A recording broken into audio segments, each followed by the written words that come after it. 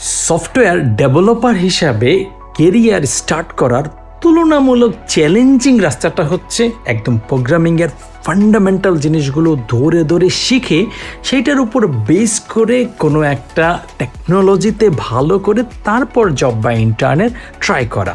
So তুমি যদি এই তুলনামূলক চ্যালেঞ্জিং রাস্তাটা নিতে চাও তাহলে ফাইট্রনের মতো এত ফোকাসড ডেডিকেটেড ফান্ডামেন্টাল শেখার জার্নি আর কোথাও পাবা না।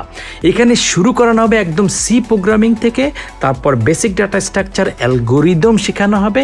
সেই ডাটা স্ট্রাকচার অ্যালগোরিদমগুলো কখন কোথায় কিভাবে অ্যাপ্লাই করতে হবে তার জন্য শত শত প্রবলেম সলভ করানো হবে। তারপর অবজেক্ট ওরিয়েন্টেড প্রোগ্রামিং, ডাটাবেস এবং কোনো একটা ফোকাস টেকনোলজি শিখে সেটা দিয়ে বেশ কয়েকটা প্রজেক্ট করে তোমাকে নিয়ে যাওয়া হবে ডেডিকেটেড জব প্লেসমেন্ট টিমের কাছে।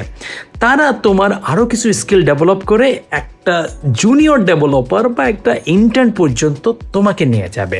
সো তুমি যদি ডেইলি 5-6 ঘন্টা ফোকাসড এফোর্ট দিতে পারো তাহলে ঝাঁপিয়ে পড়ো ফাইট্রনে।